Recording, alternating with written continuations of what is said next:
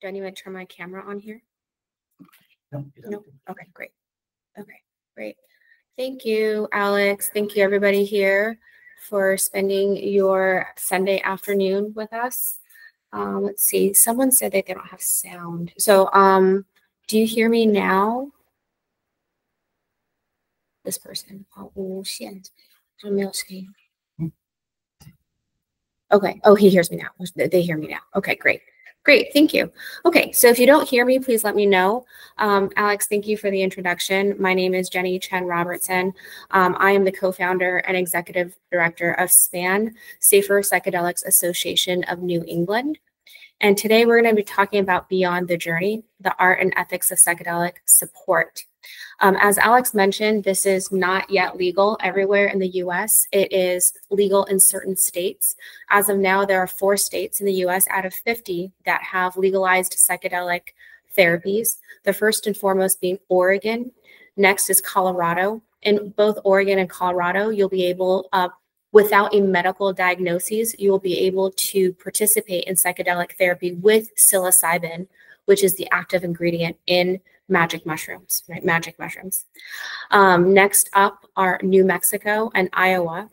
And also in the state of Nevada, they have allowed for research with psychedelic medicines for specifically PTSD. So the situation is quite fluid in the US because we are, of course, a federal government also governed by different states. And so with each state, there will be different legalization and decriminalization efforts. This is further complicated because within each state, there are different cities. Each city can also allow for decriminalization efforts. And so there are a number of cities across the United States where decriminalization is, in fact, the situation. And what decriminalization means, just as a quick tangent, is that it deprioritizes police departments in each city for to determine which is a high priority crime.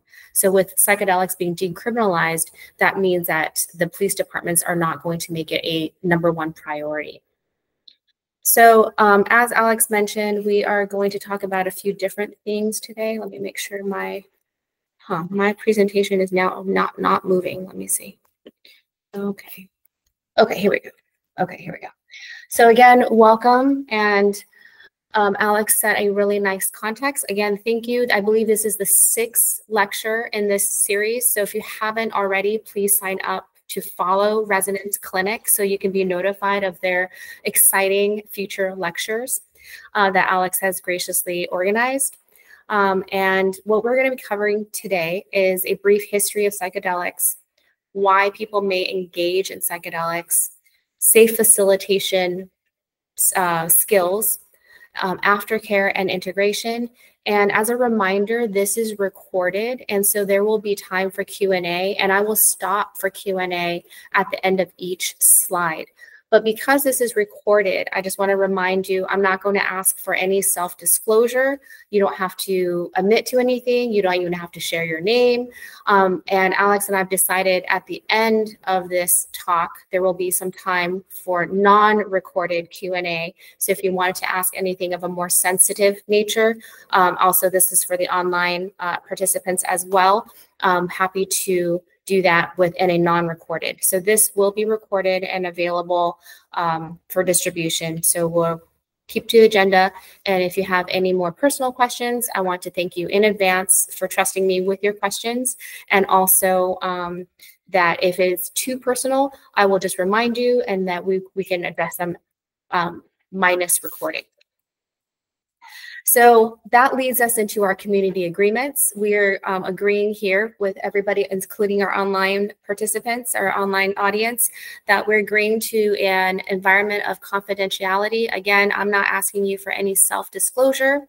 We're agreeing to an environment of respect. We are going to respect everyone's comments and everyone's questions, and inclusivity, meaning there will be different levels of experience and knowledge, and a culture of humility. While I am here to share with you what I know from my perspective, I am not someone that knows everything about psychedelics. I know a little bit of a little bit, enough to make me a little bit dangerous and a little bit annoying, and also able to share a little bit of what I know with you. But there will be varying degrees of experience. And so if you have any questions, please always ask, and we will make no assumptions of anything of anyone. Okay, so these are our community agreements to move forward, and let's go. All right, so Alex shared a little bit about who I am. Again, my name is Jenny Chen Robertson. I'm a co-founder and the executive director of SPAN, which stands for the Safer Psychedelics Association of New England. And this is our online home base. Now, what I would like for you, because this is a casual lecture, to take out your phones and to go to our website, and I'm going to demonstrate for you, or to demonstrate together, experience together what we do at SPAN. So if you can, feel free to take out your phones, and go to this website. And then at the top, you're going to go to quiz.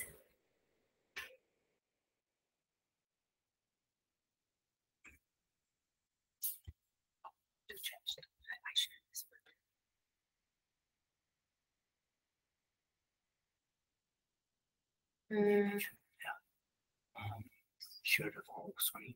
Share full screen. Okay, hold on. Let me see how I do that. Stop. Here. Share. Oops. No, this one. No. Yeah. Stop presenting? Yeah. And do it again. Okay. Share entire screen? Yeah. This one. Okay, then I'm going to go here. And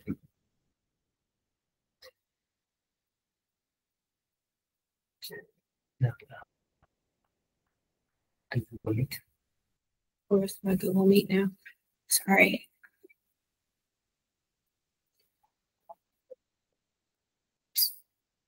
Well, it's okay. We can, if everyone just goes to the website.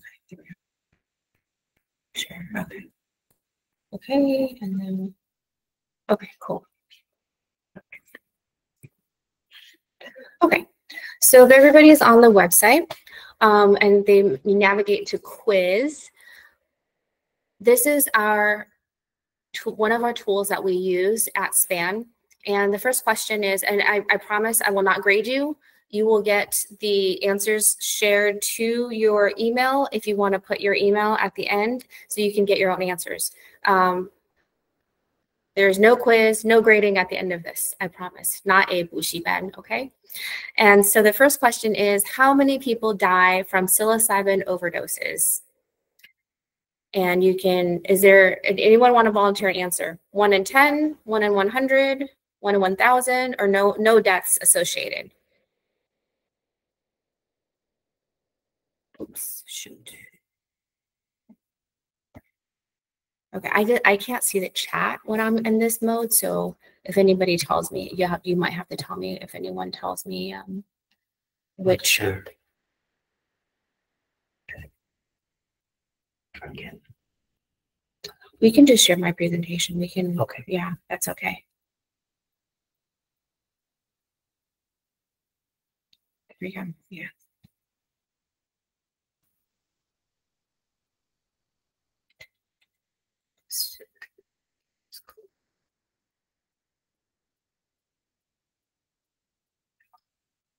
I think we want to do that one. Yeah. Okay. Okay, perfect. Okay. Any takers on how many people die from psilocybin overdoses in ever? Anyone here in real life? Yeah, Alex, would you like to venture a guess? Someone who's at overdose. Psilocybin overdose. Overdose. A, B, C, or D? Bruce, a guess?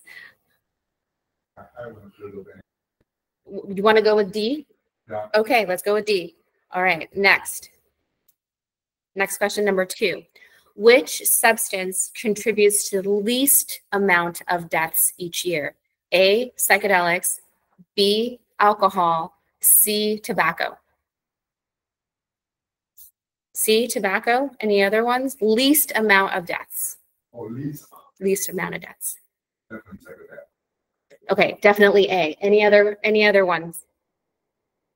All right, Bruce is our star student here.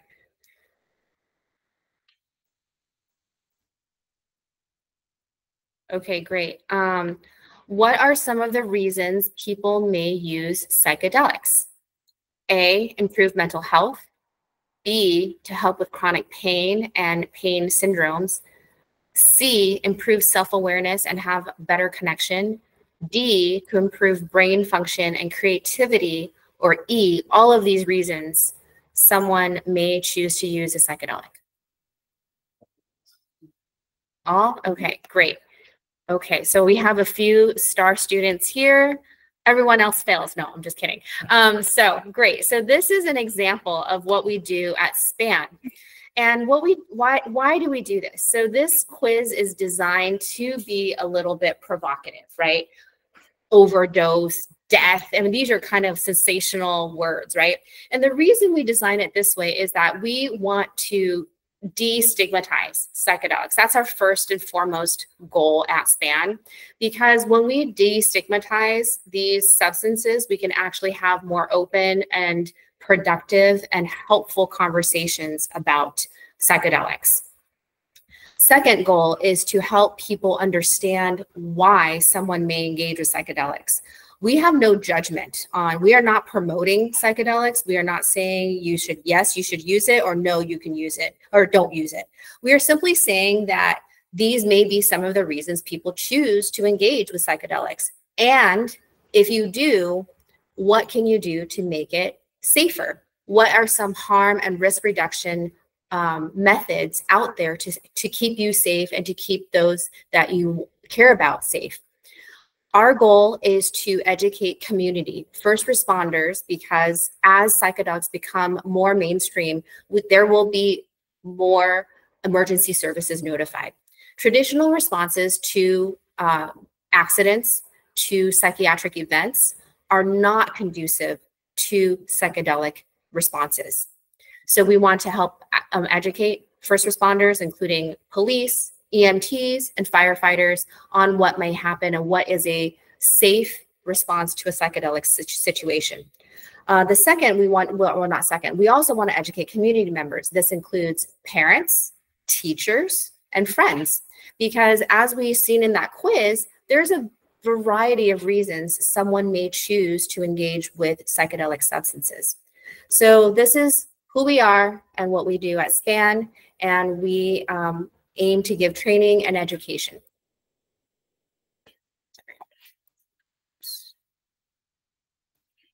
I think I have to go to this one. There we go. Okay, thank you. Sorry, I'm not so tech savvy. Okay, so some of the key terms that we'll be using in this presentation: psychedelics, psilocybin, facilitation, harm reduction versus risk reduction, and integration. Again, no quiz. I promise. It's okay. Don't feel the heat rising. I understand. You know, I've studied in Taiwan before. The heat rises when these things come up. So no heat. Relax. I won't quiz you this time. No, I won't quiz you on any of this. It's just simply some key terms for everyone so that we are using the same language. So psychedelics is in Chinese is the 启灵药. Yes, I'm improving my Chinese vocabulary here. All right. And psilocybin is the key active chemical ingredient in magic mushrooms. I think magic mushrooms is more something. Yeah, but there's like the magic part. 迷幻蘑菇. Yes, that's right. Facilitation, I do not know how to pronounce that. I do not know how to translate that. Okay. 引导者. And then harm and risk reduction. The difference, that is a concept within the addiction community. So harm reduction, what we use the example is that there might be inherent danger, And risk reduction is minimizing danger. So harm reduction is like having the urgent care emergency room, whereas risk reduction is like putting on a safety belt when you get into a car. Okay. And integration, it's kind of like the therapy or the application of the lessons that you take away from your psychedelic experience, and how do you integrate that experience with your daily life, and how do you bring meaning to your daily life and make meaningful changes.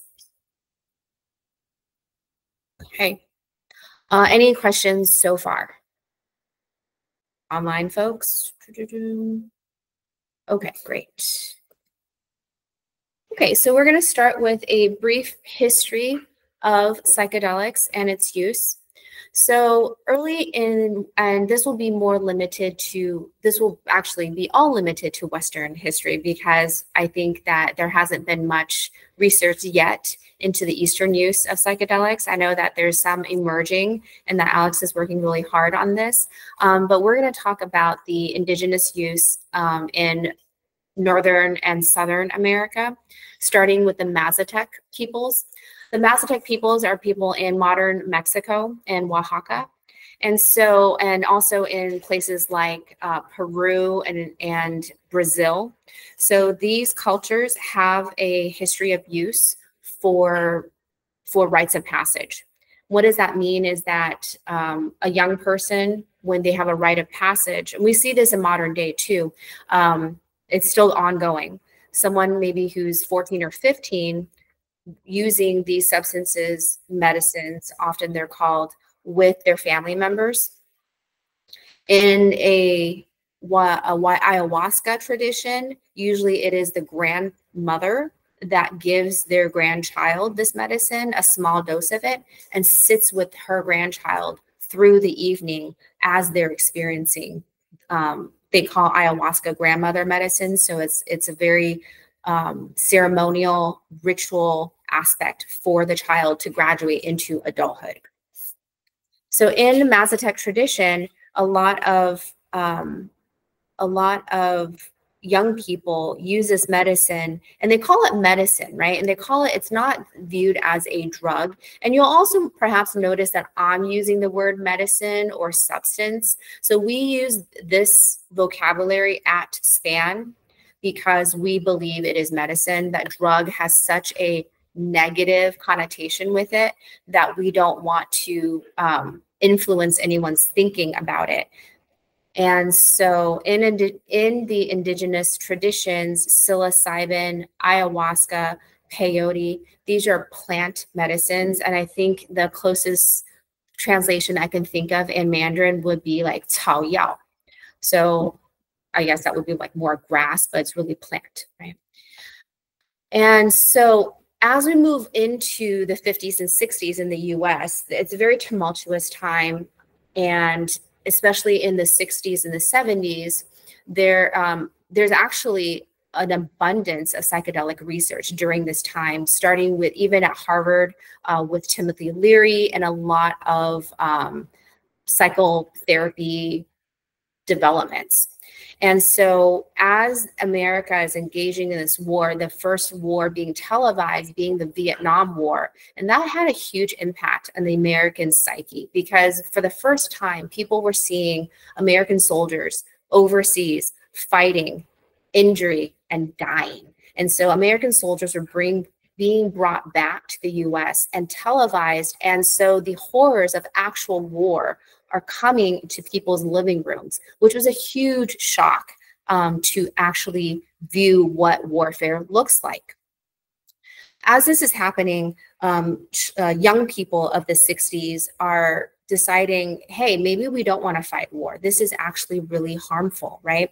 And so in college campuses across the US, people were protesting, not too dissimilar to what is happening now. We might think about, maybe there's a repeating or a deja vu in history, but people were protesting the war. People were not enrolling and draft dodging, meaning they're not going to be participating in this war. And so during this time, there was also, given the psychedelic research, there was research using LSD, using an MDMA and using peyote. As college campuses were researching this, there was a counterculture saying using it recreationally. So the 60s, moving into the 70s, were tainted by this counterculture of young people not wanting to work, young people not wanting to participate. You know, I don't know if any of this rings true, but I hear a lot of this now as well, right? So I feel like there's a repeating aspect. And so this counterculture, and with President Nixon moving into Carter and Reagan, really demonized the medicine, the substance, calling it drug, calling it influencing young people not wanting to participate in society anymore. So famously, Tim Leary said, turn on, tune in, drop out, right? Encouraging young people to drop out of these traditional institutions, to encouraging them to do what they actually want to do.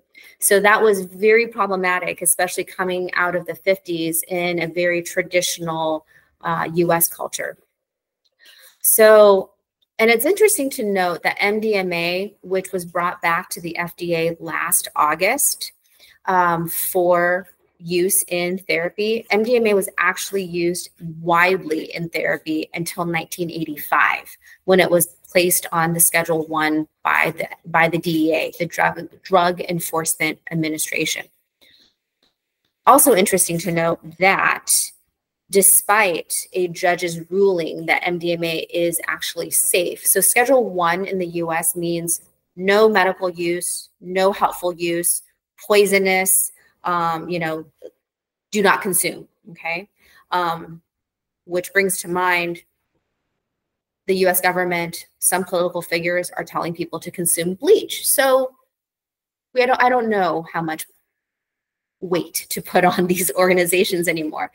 Nevertheless, Schedule 3, like cannabis or even now ketamine, is approved to be used for off-label use, set for indications such as depression and anxiety. So Schedule 3 means some medical use with supervision, there is a medical application.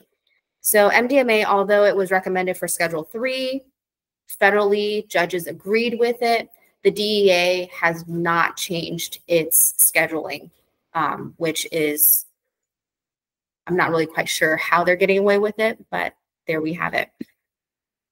Currently, in this modern resurgence of research, a lot of very notable organizations and institutions are researching psychedelics. Harvard is researching psychedelics. Johns Hopkins led this renaissance in research. Imperial College in London, UCSF in California. A number of the UC universities are researching psychedelics. And so, and with the current administration or current kind of climate, there are laws such as the one in Massachusetts that I worked on last year, bringing psychedelics to legalization for therapeutic use. And so that is also the reason that SPAN is here, that I'm here with you, is that while I was working on the campaign, I noticed that there was a lot of miscommunication, or actually misinformation of psychedelics and why people maybe use it. And so SPAN exists to help us talk more productively about psychedelics. And so given the current research environment, there's a lot more standards coming along, such as facilitation programs, training facilitators to have ethical standards, bringing it to a professional career and a professionalization of the industry. Any questions so far?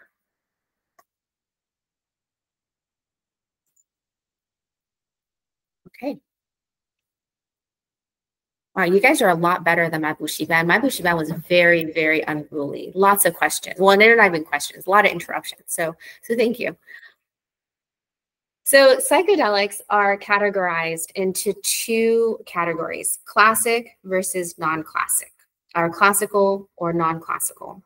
And how we describe these are organic, classic, found in nature, And then non-classical ones are synthesized or chemical, created in a lab. Largely, this is from a paper published in 2025, categorizing the different types of psychedelic medicines. There's LSD, psilocybin, and ayahuasca, and mescaline as classic, meaning organic compounds. So with LSD, now what's available out there in the underground is chemically synthesized. However, the precursor to LSD is ergot, which is a fungus, which is a mold found in wheat flour. So LSD is famously, if some of you are familiar with the Salem witch trials in Massachusetts. So the Salem witch trials actually, upon later research, realized that the people who were seeing flying images, hearing sounds, and so forth, they were actually seeing hallucinations from ergot, from the wheat that they made into the bread and that they were eating. And so a lot of people died from this, right? Because they burned them because they thought they were witches. They thought they were sorcerer, guilty of sorcery, of black magic. And so, so LSD is considered a classical psychedelic given the precursor is ergot, which is a natural occurring fungus. The non-classical ones on the bottom, the yellow, are chemical, created. They are the ones that we know more of are MDMA and ketamine. There's also 5-MeO on there and ibogaine and so forth. I'm not as familiar with those, but there's a lot of research into ibogaine for addiction and substance use disorders right now. And that is a very, looks to be a very, very promising area of research. And so we'll talk about these are the classic ones, and just giving you a little idea of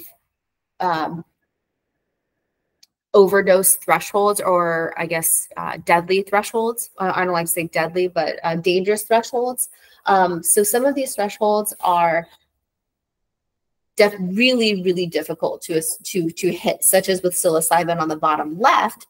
There's no known legal dose. No one has, again, from the quiz, no one has died from a psilocybin overdose, okay?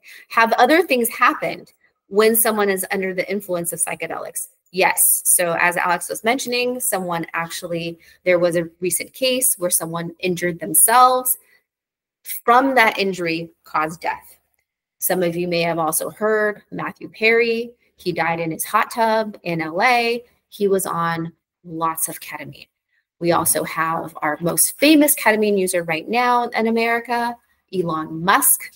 He is also, I would say, in just an observational bystander, not a well person either, but who am I? So at any rate, some of these thresholds are incredibly hard to hit with psilocybin, but and also with DMT, and even with mescaline, there are, as with any substance, any medicine, there are inherent dangers, right? You go into the pharmacy, you buy acetaminophen, right? Tylenol, I know it as Tylenol. Here it's known as, I think, Panadol. Also dangerous. If any of you read the side effects or the risks inherent with acetaminophen, you probably also would not take it, to be honest with you. If you know the dangers of caffeine overconsumption, you probably also wouldn't drink coffee, right? So with anything, there's always going to be a danger. With the non-classical medicines, here I give you some more information. Again, ketamine is approved for off-label use. Under supervision, it can be very, very effective for depression and anxiety, but again, requires medical supervision. I'm not very familiar with 2CB, but that is I think a very similar one to MDMA right now that's on the market in the underground, and it's also being researched for uses like MDMA. So MDMA before the scheduling in 1985 was used very widely for couples therapy and very effectively as well. So there has been thousands of cases from the 70s and 80s of MDMA use in couples therapy. Great, we have a question. So Pierre asks, what's the pros and cons between classical and non-classical psychedelic substances? So great question, Pierre. Thank you for that. How I would say is that there's no pros and cons between classical and non-classical. What it really is the intention of the user experience. So it's like saying, you know, should I take Tylenol or Advil for a headache? They're different substances, if that makes sense, right? One is an ibuprofen, one is acetaminophen. Some people may not take acetaminophen because they might be allergic to it. There are some people that I know are allergic to fungi. So in that case, they probably should not be taking psilocybin, right? Because psilocybin is found in mushrooms. So I think, Pierre, to answer your question, it is really about the intention and the purpose of the experiencer and what they're hoping to gain from that experience. Does that make sense? Please let me know in the comments. Great question. Thank you. Any other questions? Okay. All right. So we're going to move on to the kind of the nitty-gritty of people, right? Why do people engage with psychedelics? So I listed 4 kind of topics here, and they're kind of broad strokes of why people may engage with psychedelics.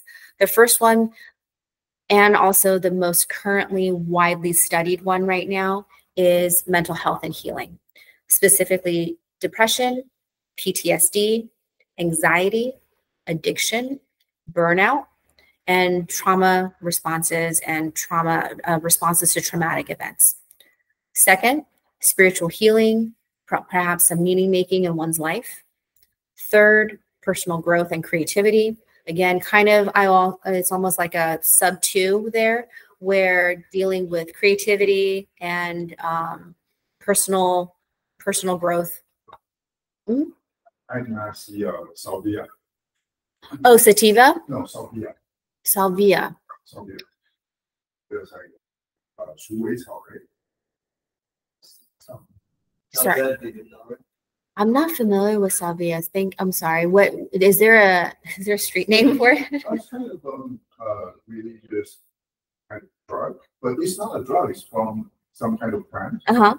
And I've done it once, and it makes you realize the existence of God. Okay. Just as a reminder to everyone, we are being recorded, so you don't have to do self-disclosure. Yes. Okay. So I'm actually not familiar with that one, so I'll have to look that up a little bit. But yeah, it sounds like it's perhaps one of the more traditional ceremonial medicines. Yes, but this is is it? Yeah. So this is maybe it's not common in the. I don't know if it's that common in the U.S. or if there's a street name for it. I'll look more into that. Thank you. Salvia. SAOVIA. Oh, salvia. Huh. Okay. Yeah, I'm not familiar with that. Yeah. Sorry. Thank you. But yes, if it were on here, it would be under classic because it's a plant. Yeah. The last reason why people may engage with psychedelics is enhanced relational depth. Now, that's just a fancy way of saying improving your relationships, improving your relationships with yourself and hopefully with others. Okay. Oh, thank you. Yeah. Any questions here before we move on?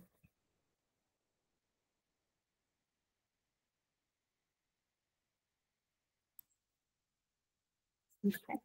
Okay, so how does psychedelics work on your brain, right? While this is not a, neuroscience lecture of any sort, and nor would I be that person to give this lecture. You know, I think it's important to understand the function of psychedelics. One, because we're able to understand the function of it now with our current science and medical applications. And two, I think that, again, it's that destigmatization of psychedelics as medicine, right? People are engaging with it, and it can seem very magical. It can seem very mysterious, but there is a biological function to it as well. So we mentioned that a lot of, and this is the research is being used for depression and anxiety. There are a myriad of medicines on the market targeted for depression and anxiety. A lot of them are targeted towards serotonin on the left there. Serotonin, as we're discovering now, lives not only in our brain, but also in our gut and our GI tract. And that stomach serotonin is actually a huge part of what keeps us healthy.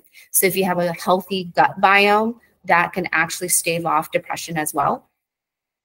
And so we are now understanding that our body and our brain and our chemistry are not separate. And so even as we continue to understand this relationship, we are also understanding the science of it. And I think that understanding the science of something demystifies it and also makes it more approachable, less fear, less scary, and so forth. So this is a very simplistic explanation of how serotonin works with the brain. Still, psychedelics also works on the same serotonin receptors on the brain. So imagine that if you are, like, we're in the city of Taipei, it's a very busy city.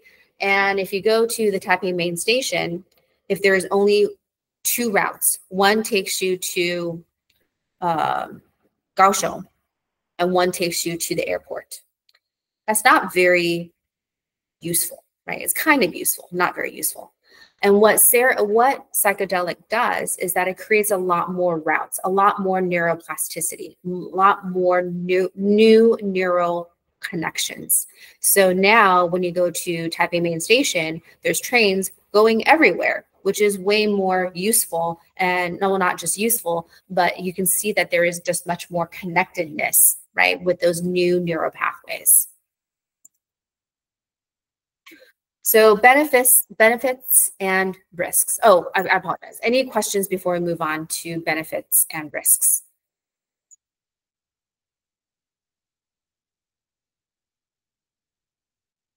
And if there's any questions in Mandarin, please don't stop from asking them. I have excellent translators available in the room.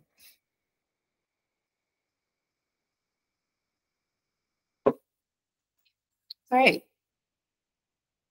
Benefits and risks. So some of the benefits, as we've already talked about, is neuroplasticity. Neuroplasticity is the connection of new neural pathways. So how I typically explain this is that imagine that you go skiing. So when you go skiing, there's slopes, you're traveling down the slope. As the day progresses, the slopes get deeper and deeper, right? Those grooves are there. You might, as you're skiing, you might get caught in someone else's groove and someone else's track, and you're kind of diverted to that route. Now, what neuroplasticity is imagine then the next day, a new powder of snow falls, and then the slopes become fresh and clean again, and you can create new pathways, new ways of doing things. And I think that this might be the most, I don't want to say the most, but based upon my observation of being here, that this might prove to be really interesting towards the current population, because I feel like Taipei is such a city of health, of improvement, of, improving your thought processes and everything. And so that neuroplasticity is that part of kind of that biohacking culture that I think a lot of people are interested in. There's also a lot of research into whether or not psilocybin can help with diseases such as Parkinson's disease and Alzheimer's and dementia because of the increased neuroactivity, and because these are all, simply put, brain diseases. Insight to yourself, insight to your life, insight to perhaps your work. Emotional clarity. I put an asterisk on emotional clarity because there have been situations where someone comes out of the psychedelic experience and they're like, great, I'm going to quit my job. I'm going to, move to Costa Rica. And that may happen. Great. However, we also caution that there might be just a flood of serotonin, of endorphins that are still in your body, and that we caution folks to not do anything irrational or too rash 4 to 6 weeks following, an experience. Any questions here?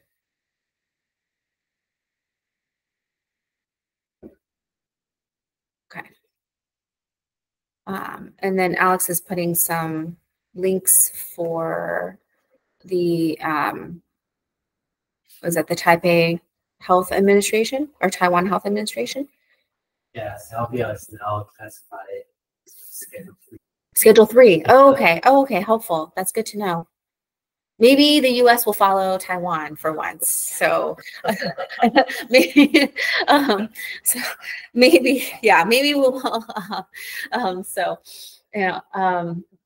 As a tangent, there's a funny skit. Maybe some of you've seen it. That because of the political turmoil in the U.S. right now, Ronnie Chang, he's a Malaysian Chinese comedian on Saturday Night Live. He says, the U.S., we have to just elect an Asian president, because they'll get it done. Because, what? You want to fix the economy? What? You want to fix public education?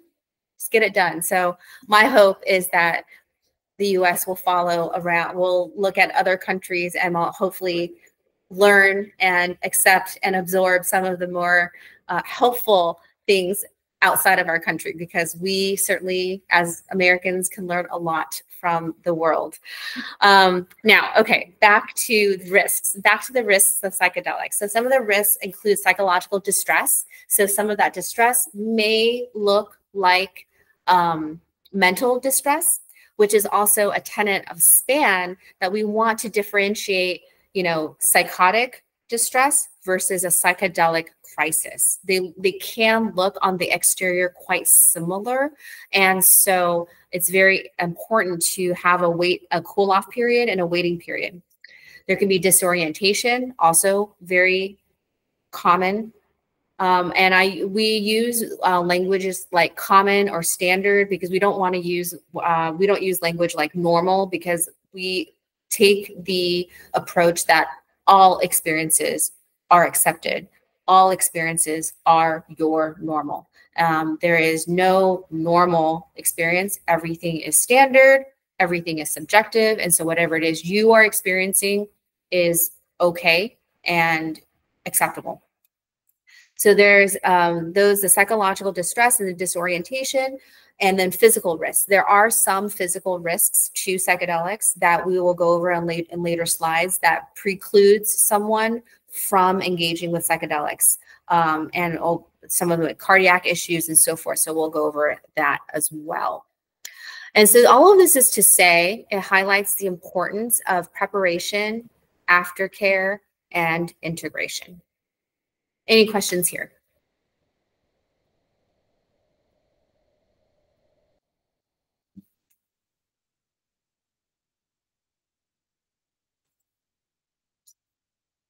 Okay. Just say, recognized benefit that is now listed here. The addiction withdrawal. I think it worked. Yeah, thank you. Definitely. So substance use disorder, that's definitely something that is being discussed. So yes, Bruce, you're helping me improve my presentation. So thank you. Yeah, so I'll try to put in broad strokes, what's the benefits. But yes, substance use disorder is definitely one of the benefits. It is quite common that a lot of people, so as Alex shared, when I volunteered the campaign, I testified in front of the Massachusetts State Senate as a trained facilitator, the risks and benefits, right? And the use case and the need for guardrails, if you will, right? And one of my one of my peers also testifying, he testified that he quit smoking cold turkey after, I think, smoking since he was like 15 years old or something like that. And so there are definitely a lot of anecdotal evidence using with psychedelics for substance use disorder, substance withdrawal. Ibogaine is definitely one of those that's being widely studied right now for heavy substance use disorder like heroin, crack, and opioid addiction. So definitely, yeah, thank you. What's aftercare? Yeah, good question. What's aftercare? So preparation is before. Aftercare is the care immediately following the experience. So if you think about it like a medical procedure, if you will, it is the medical bed, the hospital, the medicines or the IV and the nurse, and kind of the care immediately following the experience. And then the integration, if you think about that, that would be like PT, physical therapy. So if you have surgery on your knee, you need to go to physical therapy to recover your knee to make sure you gain full functionality of your knee again. Okay, so for example, if I take some magic mushroom, So I have to do some preparation. And after my experience, I have to do some aftercare. So this is something available to me from the professional health, or I have to learn that. I have to collect some information by myself. What about that? What about recent of your organization are helping people doing that? Yeah, thank you for that question. So the question is for the online folks, if you didn't hear, she was asking, is preparation, aftercare, and integration available now? Is that right? Is there any more that I missed? Okay, great. So yes and no. So yes, in states where it is legal. So right now you can fly to the state of Oregon, and there are facilities called service centers. Don't ask me why they're called that. Don't love the name of it because it's almost like a garage or something. But you can go to a service center without a medical diagnosis, and yes, work with a facilitator. They will prepare you there. You can have an experience there, and then I want to say a thorough program will also give you a program of aftercare and integration. And then Colorado would be next. So in the states where it's legal, yes. Does that answer your question? Yeah. Okay. Do you have any other questions? Okay. So Pierre's question, I would also like to know under the political, yeah, great question, Pierre. So yes, as Alex alluded, under the current, for everyone here in person, the question that Pierre asks is, under the current political discussion or situation, I think you mean, Alex, and or Pierre, excuse me, in the US, is there any influence for the research report trends? Pierre, if I'm understanding you correctly, I think what you are asking is you would like to understand under the current political environment in the USA, what is the influence on research? So good question. So as Alex talked about earlier, current research funding is being severely slashed by this current administration. And so where that leaves a lot of researchers is that they may not be able to finish their research. First of all, the challenge is, as I understand it, speaking with some of the researchers in Boston, that the researching psychedelics poses a number of obstacles. First of all, it is a Schedule I medicine. So researchers that want to work with Schedule I medicines have to get approved with the DEA to handle these medicines. So there's a very rigorous protocol to handle the substances. So that's one. Two, because they're illegal, not a lot of people want to fund this research. It is very difficult to get public money. A lot of research is funded by public tax dollars. So what that might default to, if we extrapolate out this situation, is that the research might be then slated to private organizations, pharmaceutical companies, industry research labs, not public or even private universities that are often funded by public monies. That might be problematic. I personally think that's problematic, but this is not about my personal political views. But it might be problematic because then this research is not forced to be made public. If a public university researches this, it's because it's public money. That research is typically put forth, and any of us can go there and to get this information. If it's private, then it remains private under that organization. So it might be difficult to know the benefits if the funding for public research is limited. Pierre, does that answer your question?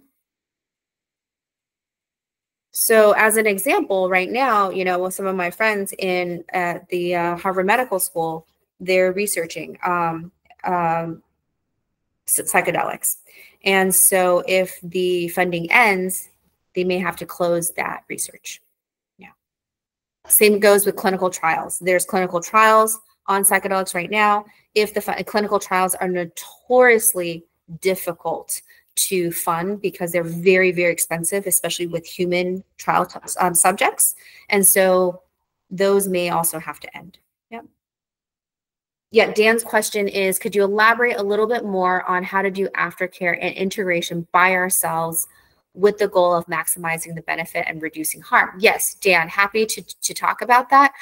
That will be a few slides down. And just as a disclosure, you know, our goal at SPAN is to educate everyone. And we are not, again, I just have to give this disclosure, not supporting or not supporting use. We are simply saying, if you are going to use, we're going to give you this education. Okay. Sorry, I have to do that little disclosure because we're a nonprofit. We're not advocating the use of illegal substances. All right, so so Dan, that will be in a few slides. So thank you for that. So some of the physical risks. Let's talk about the physical risks, meaning medical risks. So the first one that's a very real risk is serotonin syndrome. Serotonin syndrome, sometimes you can see it as serotonin toxicity syndrome. And that is when there is an abundance of serotonin in our brain. And that has a host of symptoms. It could be, you know, you can get really flushed, you can stop breathing, etc. You can faint. And so it is a real risk if someone is taking an SSRI. An SSRI is a selective serotonin reuptake inhibitor. Some of the well-known ones are like Prozac or Lexapro. These are antidepressants or anti-anxieties. And so if someone is using an SSRI, it may preclude them from using MDMA or DMT. However, not with psilocybin. With psilocybin, there is no upward threshold. There's no overdose concern. So if someone is on an SSRI, they can use psilocybin. So Pierre, to your earlier question of is there a benefit of classic versus non-classic? This might be that situation if someone is on an medication or on a prescription medication and they do not wish to taper from it, they may have to use psilocybin because that might be the most harm and risk reduced choice for that person. Cardiac issues. So there is some research out there. I would not say it's causation, but there is correlation with those who are microdosing some cardiac issues. there's like one paper out there that says if you're microdosing, you might have if you have a heart murmur, that might make your heart murmur worse. Again, it is not causation, but more of a correlation. Okay. I also make a note on here to never never microdose on MDMA, DMT, or ketamine. Those are unsafe for daily use, unsafe for even microdose usage. If you're going to microdose, or when people microdose, the common medicine is psilocybin or LSD. And that seems to be relatively okay is what the research pans out, but not with MDMA, DMT, or ketamine. Another risk is psychosis, or if a predisposition or a comorbidity with schizophrenia and bipolar. There has not been any research on those with schizophrenia or bipolar. And so given that there has been very little research on that, there is concern that it might trigger or I don't want to say cause, but there might be a relationship between a psychedelic use that could worsen these psychiatric conditions. Respiratory failure. This is a pretty rare, but also true concern with Matthew Perry again. It's interesting how it's listed on his death certificate. So Matthew Perry, Friends actor, funny guy, he passed away because he was a heavy ketamine user. And with ketamine, you can develop an addiction and a threshold, or what am I looking for? Alex, if you'll help me with it, what am I looking for? Like you can get a, I can't think of the word right now. Tolerance. Yes, thank you. Tolerance. So as a heavy ketamine user, he probably also had a high tolerance, and he was unsupervised, not under medical care for this, not under true medical care for this. And so he was in a hot tub. It also sounds like he was drinking. And so he used ketamine, he fainted, passed out, and he drowned. Okay. So it's a kind of a series of things that led to his demise. Not the ketamine use in it of itself, but again, anything used in excess could not under supervision could be difficult, could be scary and challenging. So if you're using a benzodiazepine or alcohol with any of these substances, it is incredibly, incredibly dangerous. I know that in the the recreational use, some people use MDMA and then they drink, very, very dangerous, because MDMA can cause you to be dehydrated. Alcohol also causes you to be dehydrated. And so that can be an issue. And MDMA also causes you to drink a lot of water. And so if you drink too quickly, you can overcompensate, and then you can dilute your blood salt, or the salt in your body, or your electrolytes. That could be also very dangerous. So there are some guardrails that we caution people when you are working with psychedelic medicine. Any questions here?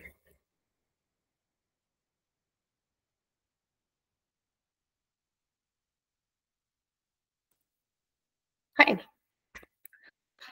I really like this graph. So this graph is from Professor David Nutt out of Imperial College in London. And this represents two things. The blue talks about harm to the user, harm to self. The red talks about harm to others.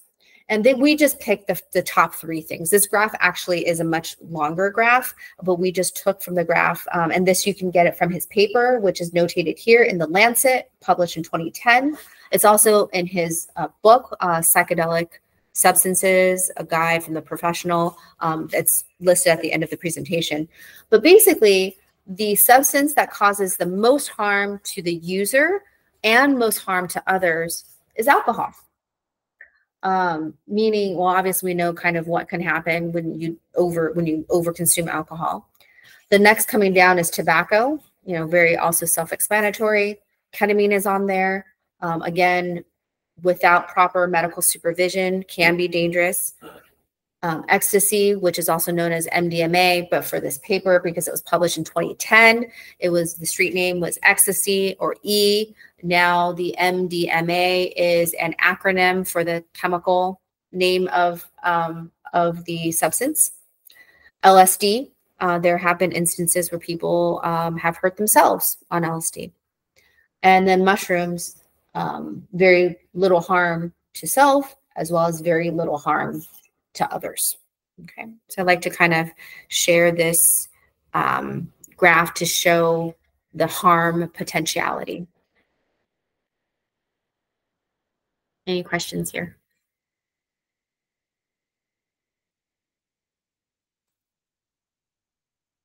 Okay.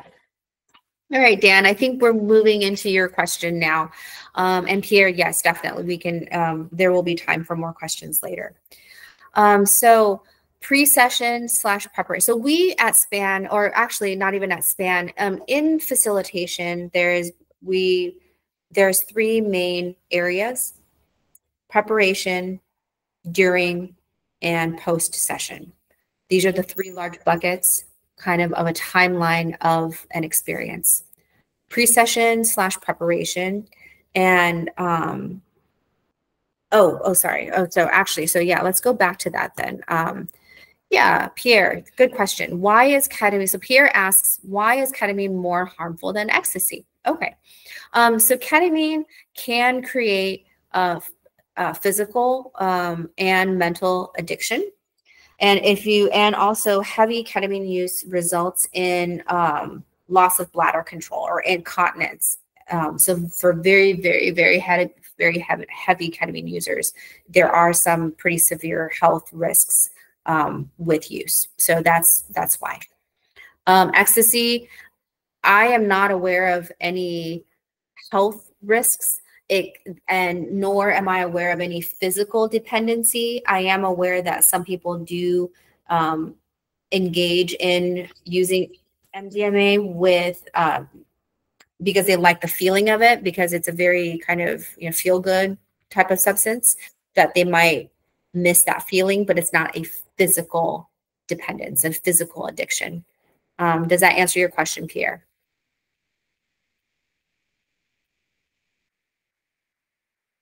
Yeah, Dan, go ahead and feel free to type in your question. Hi, could you hear me? Hello? Hello? Okay, so as Dan and our online friends type in their question, I'm just going to move on to talking about the 3 kind of large buckets and timeline of what a facilitation process looks like. So in a thorough facilitation program, you want to work with a facilitator. So you might, a facilitator would do a very thorough health screening, right? We talked about the physical risks of psychedelics. So you would do a health screening. In that health screening, you would also do a mental health screening. Intention. Intention is a huge part of the experience because it helps guide, or I would say help guide. It helps gives a compass to the experience. So similarly, like if you're going to go hiking or sailing, you might use a compass to know where you are traveling. And intention is that northern star to help determine the compass, the direction of where your experience is going to go. Environment, we call this as set and setting. Set meaning our internal environment, our mindset, the internal environment of our spirit and of our intention. Setting refers to the physical setting, the physical environment of where you are having this experience. During the experience, the facilitator, and we use facilitator, the term facilitator and not guide, because guide gives the idea that the person is leading the experience in any way. And we, as a trained facilitator, we are not guiding or leading in any method. We are simply there to provide guardrails, to provide safety, and to provide reassurance. Kind of like a life raft or like a safety vest, if you will. You know, the safety vest doesn't tell you what to do. You're kind of there wearing it for safety purposes. Post session is the immediate aftercare, the integration, and then the community. Having community in order to talk safely and openly about your experience is, we have found, a huge part of the integration process and a huge part of accepting and normalizing psychedelic engagement. Okay, so Pierre's question. So Pierre asks how to estimate the comorbidity situation for these substances using. I think, Pierre, your question is, how do we determine comorbidity when engaging with these substances? I think if I'm understanding your question correctly. So yeah, great question. So a trained person, having gone through a facilitation program, will know how to screen for health and safety, which is one of the reasons we advocate working with a facilitator, working with someone who is trained. So the legislations that are out in the various states right now, and what is being implemented in Oregon right now, is that people go through a training program. So similarly, when you go get your eyes checked, or a dentist, you know that person has had training in doing what you're there for, right? I once had a friend say to me, I don't necessarily want the doctor who's healing my broken arm to heal my soul, right? You're not going to go to your, PCP, your medical doctor, and ask them to, work on your teeth, right? So that's kind of a simple analogy for that. Does that help, Pierre?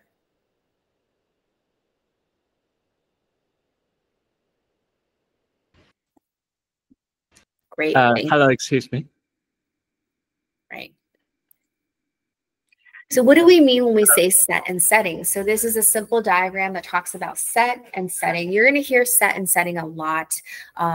It's coined by Tim Leary from Harvard back in the 60s, but it's still very useful today, in that set refers to our mindset, our internal environment. How are we doing? Setting refers to our external environment.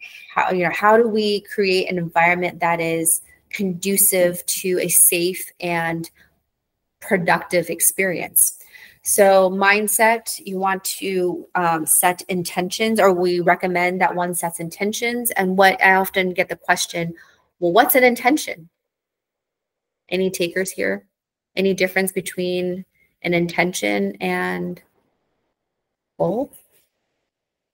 Oh, a number one student is now coming back. So Bruce, do you have any comments on what an intention is? I'm just going to call on people now. Intention or what? Intention, like with the word intention, like what can you, what do you think the difference between intention and goal is? Intention and goal. Mm-hmm. So goal is a target, Mm-hmm. and intention is the desire to reach the target. That's a good one. Thank you for that. Yeah. So goal is a target, and intention is the desire to reach the target. So that's very, very close. So yeah. So So how I explain goals and intentions, because when I talk with people, they ask me, well, how do I set an intention? What's an intention? I don't understand. So, sometimes people's intentions are, I want to be more creative, or I want to not be so depressed, right?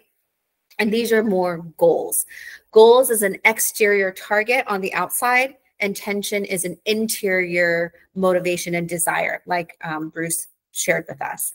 So intention is interior, goals are exterior. So within the psychedelic experience, we want to try to set intentions. Intentions often look like this. They start with, help me to, guide me, help me to understand, guide me to more openness, help me to remain curious. These are more internal states of being versus exterior goals or exterior targets. An example, not an example of an intention would be, I like to become more creative so that I can create a great presentation so that my boss can really like my work and that I can get promoted, because that is not an intention. That is a goal. Your goal is to become promoted. The intention might be to, I hope to expand upon my creativity because I want to help understand myself and where my creative drive comes from. That would be more of an intention. Does that make sense for everyone? And any questions here?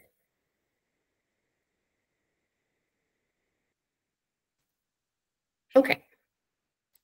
So Dan, I just want to check in with you about the aftercare integration. We haven't gotten to the aftercare and integration part yet, but we're starting to kind of talk about creating that preparation and that intentional environment for the aftercare and for the experience, aftercare, and integration. I just want to check in with you, just make sure that this is making sense and that we are getting there.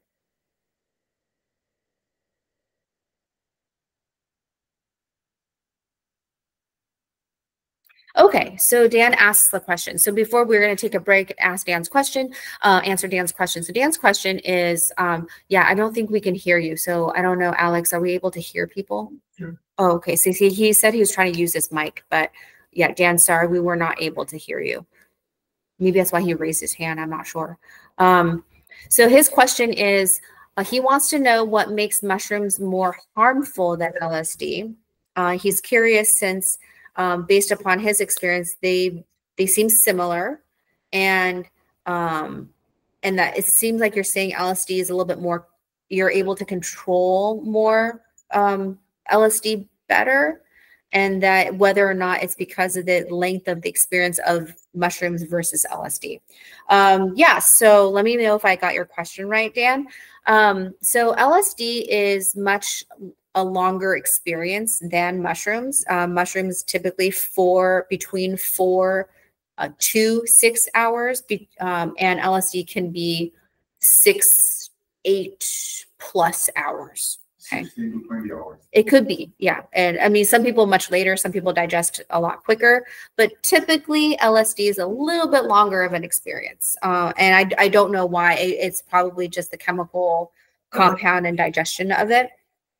And so in that graph, Dan, it takes into account all the things that can happen. I have to revisit that paper to see exactly why they determined mushrooms to be more harmful or less. Mushrooms are less harmful than LSD. So going back to that graph, let me see if I can go back to that graph. Mushrooms are less harmful than LSD here. All right, so it's less harmful to the user and less harmful to others. Okay, so Dan, I just wanted to clarify. I think you had it flipped around, so I just wanted to clarify that. And harm could be.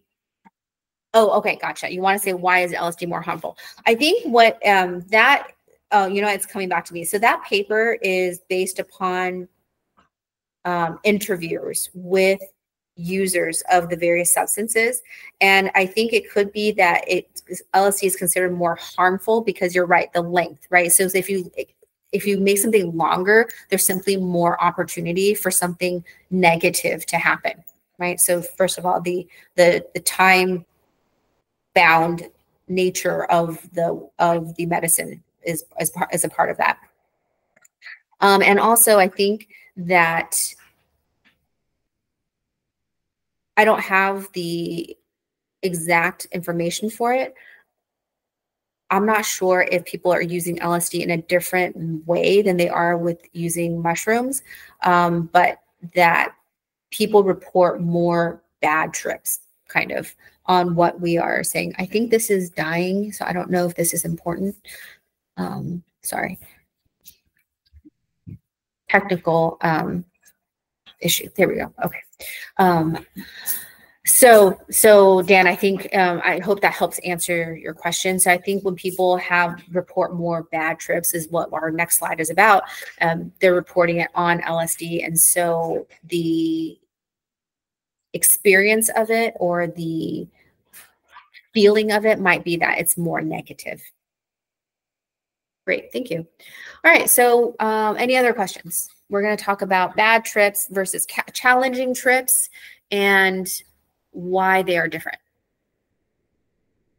All right, so a bad trip. So we hear it a lot, bad trip. Oh man, I had a bad trip. Oh man, that was not good, right? And bad trip, we use it colloquially as something negative that happens. But we really want to differentiate, especially in a clinical and therapeutic sense, bad versus challenging. Bad is when something is difficult and unsafe. But when something unsafe happens to you, you get up, you use the bathroom, you fall. You get up, you use the bathroom, and you stub your toe and you break your toe. Like those are bad things. Those are bad trips because you actually injure yourself, okay? Or maybe you're in a situation where there's, you can actually go outside and there's cars outside. That would be bad. That would be unsafe. A challenging trip, we contend that if something is challenging, it may not be bad. Challenging situations and challenging experiences can yield good information for the user to process. So think about, you know, running a marathon or running a race, right? It could be really, really difficult as you're doing it, but after you have the experience of doing it, or even a triathlon. I recently met a person who did triathlons, which sounds incredibly grueling, but I've never done one. But I imagine at the end of the triathlon, this person, you know, he's incredibly content with his work, right? Because he's endured something really challenging. And so challenging, we just want to remind everyone, does not mean bad. Some things that could cause challenging situations could be the age of the user. Someone's just simply too young. Maybe they're not fully developed. Maybe they're just using it for fun. And that, again, that's okay, but it could result in some less desirable experiences. Concurrent use of other substances.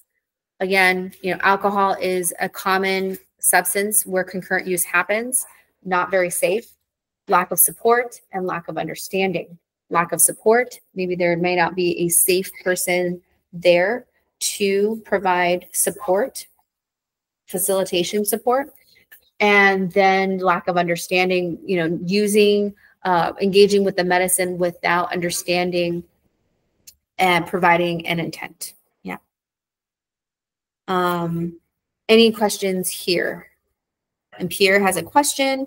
Pierre says, I don't agree with the meaning of bad trip in psychedelic culture because before any trial, if anyone already understood the pros and cons totally as much as possible of about psychedelics.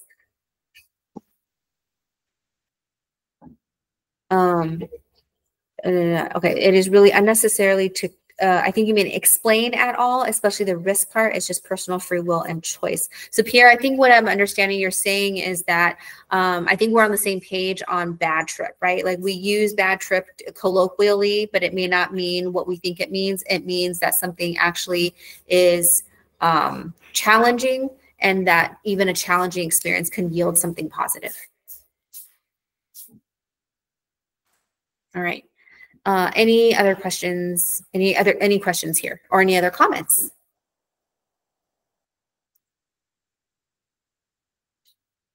All right. So what to do if someone is having a challenging situation? First and foremost, we really want to normalize and support the difficult emotions that someone is having in a challenging situation, because just because it's challenging doesn't mean it can be bad. You can reframe the experience into something positive, not positive like, yay, this is now a good experience, but positive that after the fact that you will be able to hopefully gain some information in order to integrate and process, okay? You want to use grounding tools.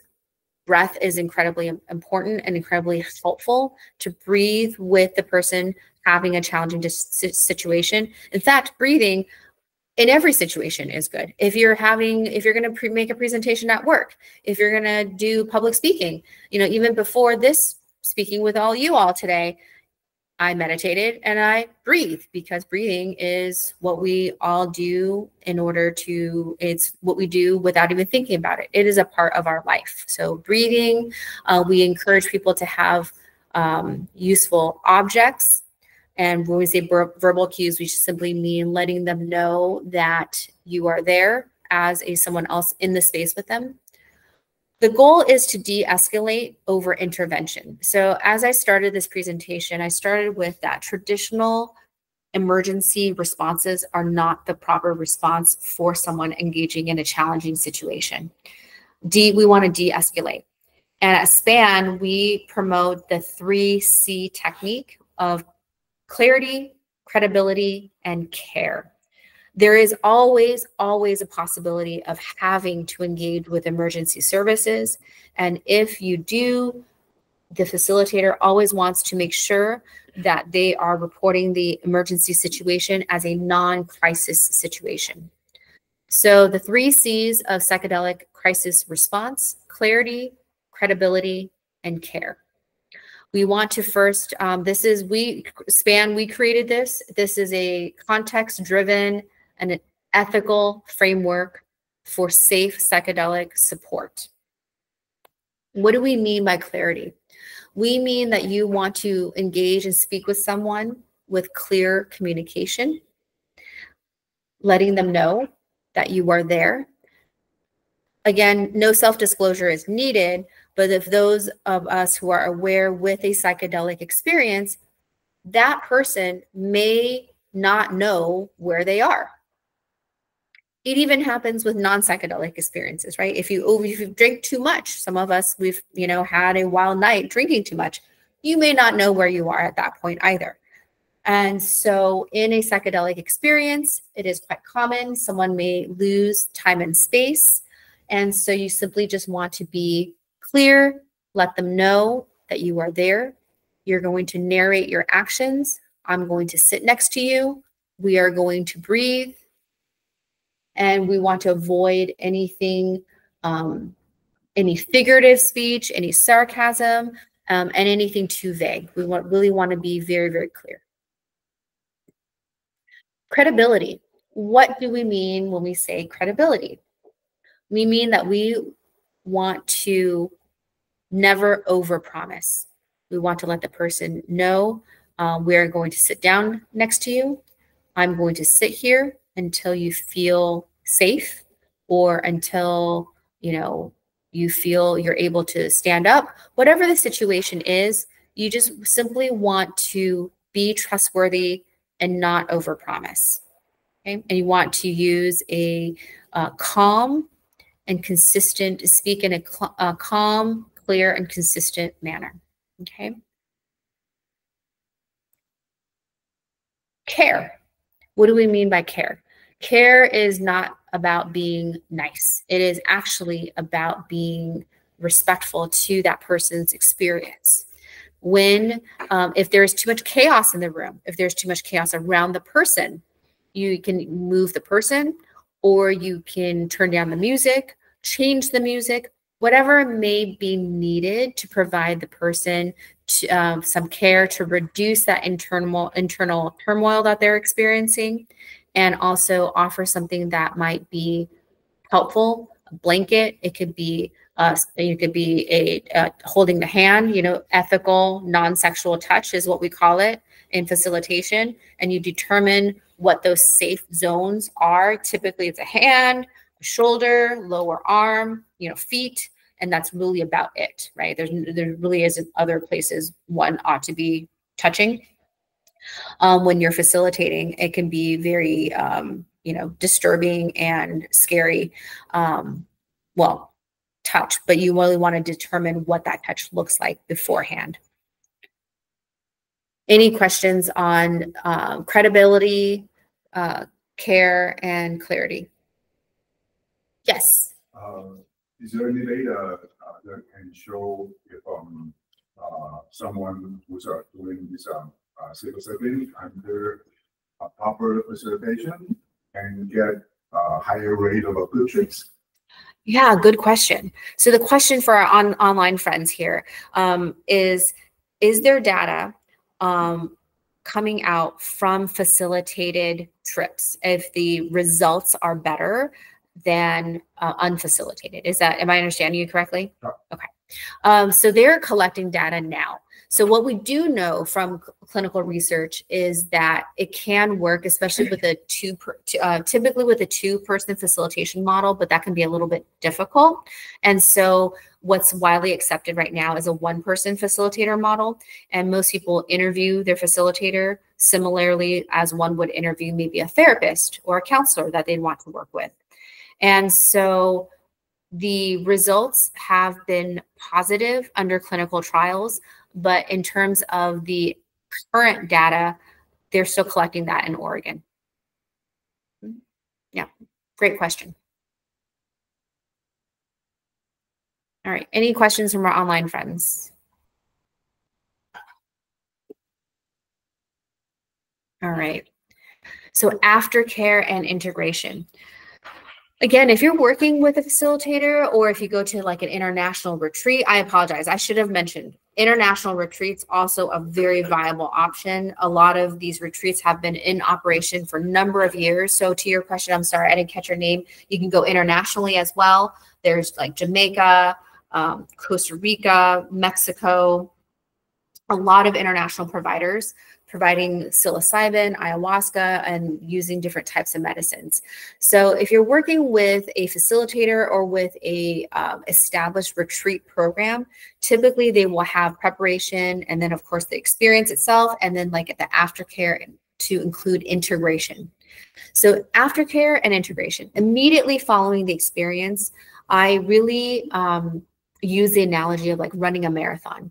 After you run a marathon, it's like, or actually, maybe this is more relatable.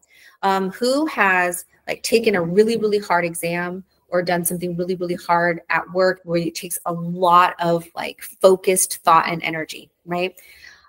I don't know about you guys, but after when I was in school, if I take a really, really hard exam, I felt incredibly tired and hungry, even though maybe I've been sitting there for 3 hours, which you must be tired and hungry because now you've been sitting here with me for nearly 2 hours. So this feeling that you have right now, that's what one feels after the psychedelic experience.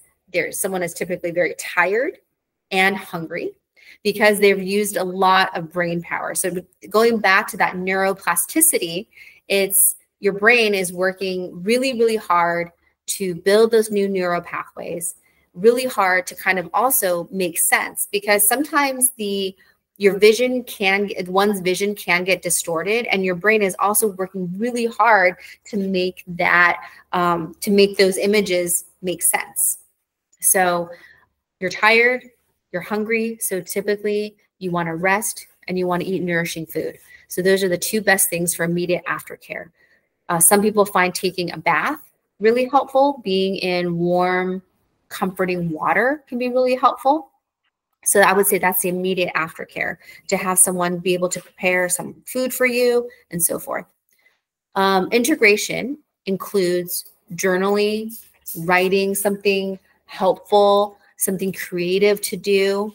And that could be drawing. It can be watercolors. It can be creating music. So all of these can be used as integration tools. And then ongoing integration with a therapist or someone who's trained in integration. So typically the facilitator will also offer integration coaching, or a lot of therapists are also trained to provide integration coaching. And integration coaching looks like providing prompts for journaling, helping you understand and learn about your experience, bringing back pieces of the experience to help you integrate into your daily life, and insights to help you integrate. So Dan, does that help answer your questions? Or if it prompts any more questions? Great. Hello. And also, I'm going to make a plug. This has nothing to do with me or SPAN, but MAPS, I'll put it here. They offer an integration workbook.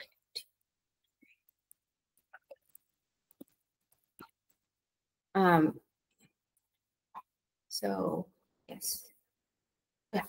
Yes. Oh, so we have a question here. So if you want to go to maps.org, maybe Alex will look up the site and also share in the chat. They offer an integration workbook so that to help you kind of have some prompts to integrate. So, yes, there's a question here. What are the risks and use for bipolar disorder? You know, what I would like to do, if it's okay with you, we have about like 10 minutes left, and I want to be able to answer all your questions. I like to get through the slide deck first. I think the name is Wu Xian, right? I don't know if I'm reading that right. Is that right? Infinity. Oh, very good. So Infinity, what I like to do first is get through the slide deck and then answer questions afterwards, so that if anyone wants to leave, they can leave. Yeah, no worries.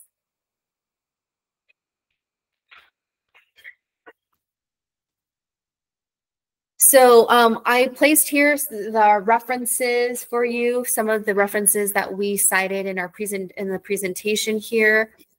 Roland Griffiths, he has since passed away. He was a professor at Johns Hopkins University.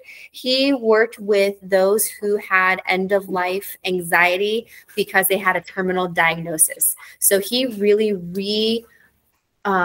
reintroduced this psychedelic renaissance, researching end-of-life anxiety. So his research has been pivotal and been very important in bringing the psychedelic renaissance again. So you can look him up. It's Roland Griffiths. He's actually passed away. He actually passed away, I think, about 2 years ago now. He actually passed away from cancer himself. And I believe he also, because he's a researcher, he actually did not use psychedelics because he didn't want to taint the research. So a lot of times the researchers themselves do not engage in psychedelics.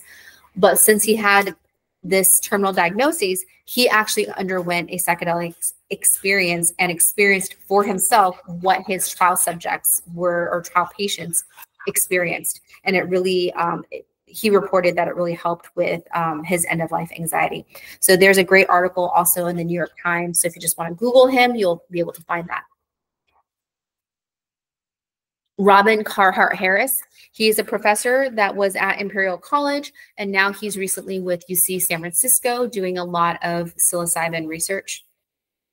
Authors such as Michael Pollan, Ido Hartzgon, James Fadiman, Gabor Mate, Bessel van der Kolk, Julie Holland. These are all great authors. Dr.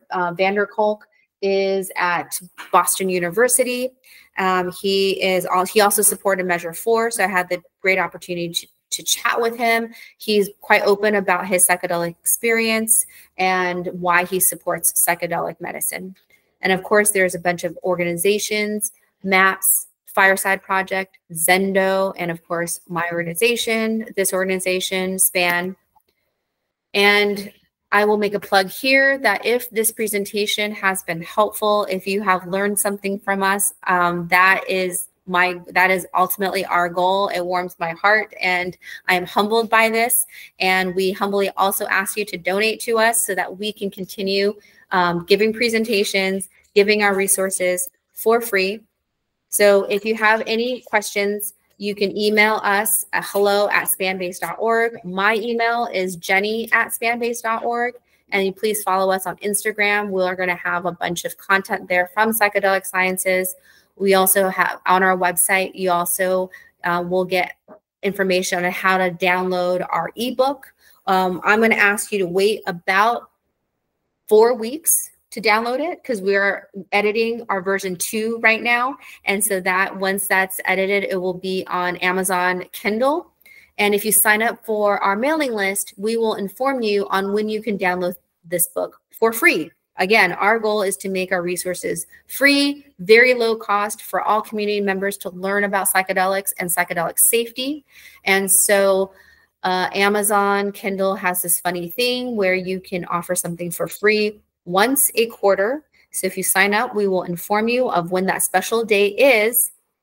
Otherwise, you will be able to download it to your Kindle device for $199 US. So not a huge price, we hope. But again, we want to give away as much content and information as possible. So with that in mind, I'm going to offer us a closing reflection and thank you for spending this time of your Sunday afternoon and evening with me and asking all these great questions of the reflection on what did you already know? What was something new that you learned today or something that was helpful to you? Please let me know. You can again email me. And as Alex mentioned, we will both be at Psychedelic Sciences later on this month. So I will get back to you. You will reach me, even though we have some great volunteers on our team. You actually get me and I will personally respond to you. But I just ask for your patience and help and giving me some time to get back to you. And please let us know. My co-founder is Dr. Bree Reeser. She and I create this content together. And so she has a doctorate of behavioral health. And so we always want to know what content we can give you, what would be more helpful to you, or anything that we can improve upon. So thank you again. I'm humbled to be here with you. And you should also be proud of yourself for sitting through all of this. Thank you again, everyone.